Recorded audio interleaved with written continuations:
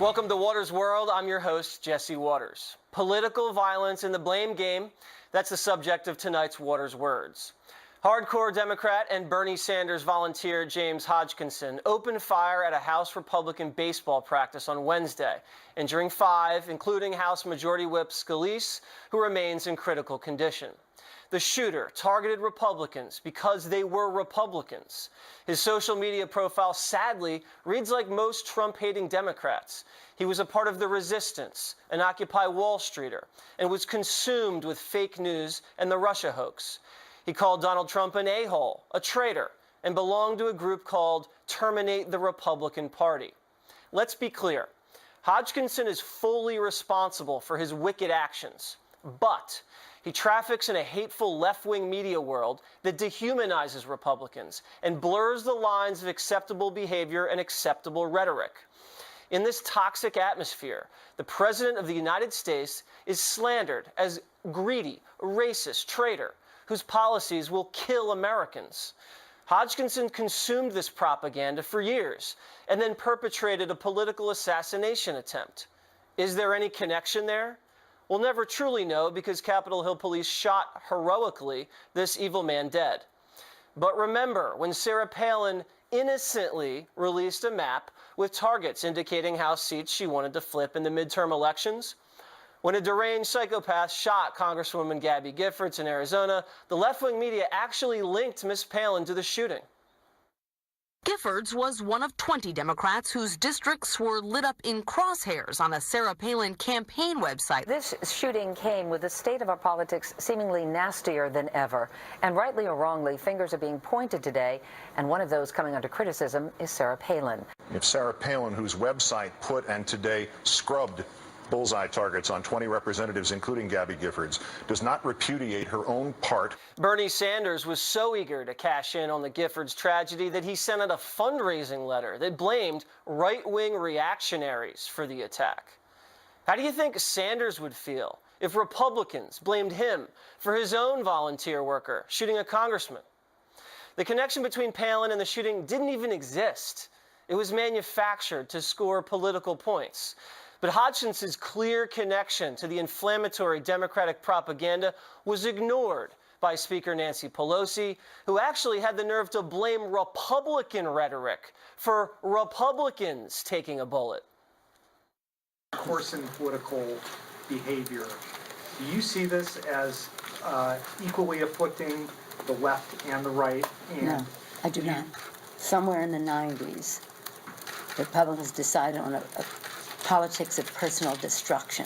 Pelosi's politicizing an assassination attempt on her own colleague while the man is still in the hospital.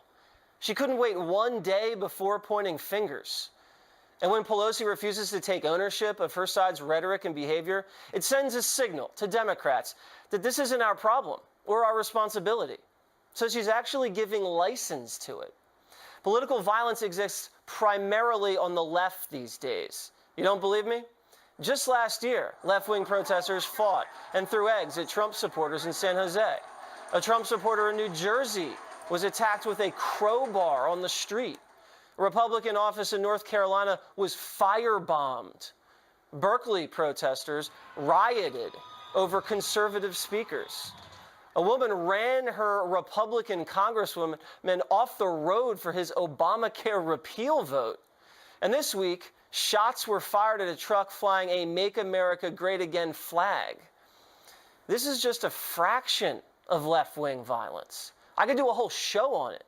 Perhaps there's a connection between left-wing celebrities pushing violence and violence on the streets. You talk like a sign language gorilla who got hit in the head. In fact, the only thing your mouth is good for is being Vladimir Putin's holster. I'll meet him in a hotel room any mother day of the week and give him a Louisville Slugger. Kiss my mother, you punk sucker. That last clip courtesy of TMZ Sports. So beheadings, assassination plays, and violent threats all taking place on the left with little condemnation. Democrats like to say, oh, well, Ted Nugent threatened Barack Obama. Yeah, that was one celebrity. And you know what?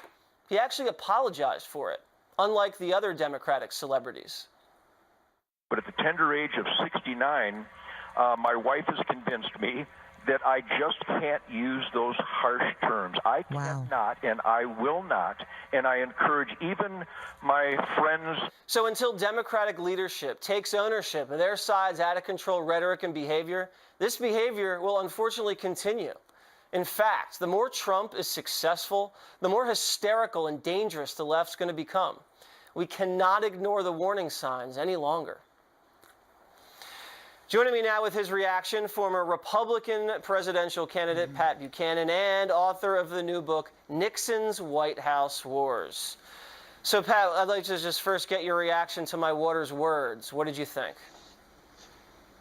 I think you're right. I've never seen such vilification and hatred and bile directed at a president of the United States. It really almost exceeds what happened to Richard Nixon in his final days. And secondly, Jesse, look, we have real violence going on in many of these demonstrations against Trumpites who are out demonstrating on the weekend. You have battles, you have brawls, you have fist fights. Cops are having trouble breaking them up.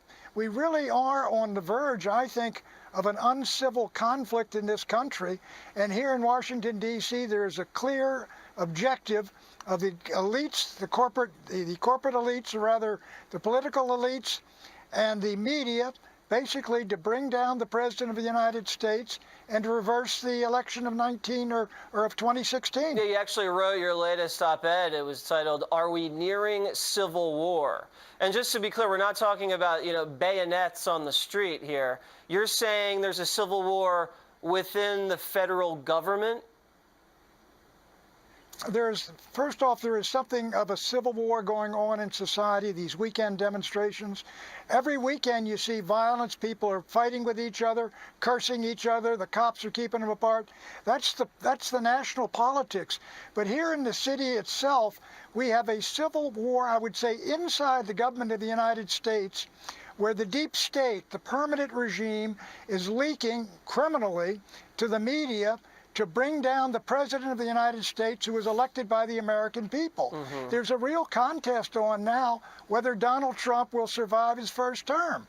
People are talking about impeachment 4 months in. I know, I've never seen it like this before, and Trump tweeted about this. "I am being investigated for firing the FBI director by the man who told me to fire the FBI director. Witch hunt." Also another tweet, he says, "After 7 months of investigations and committee hearings about my collusion with the Russians, nobody has been able to show any proof. Sad." Is there any way besides Twitter the president can fight off this regime change attempt, in your opinion? Well, listen, the collusion that is going on is between leakers who are breaking the law, leaking state secrets to the press that go on the front page and damaging the President of the United States. I think the President and his staff, or the Attorney General and Department of Justice, should run down these leakers and prosecute these individuals and expose these individuals. But the truth is that this is going to go on. There's a real battle. I mean, Donald Trump won the election, and there's a real battle ongoing, Jesse, for him to retain the presidency of the United States. Now, take a look at when you talk about, interfering with FBI investigation. That's been going on a year.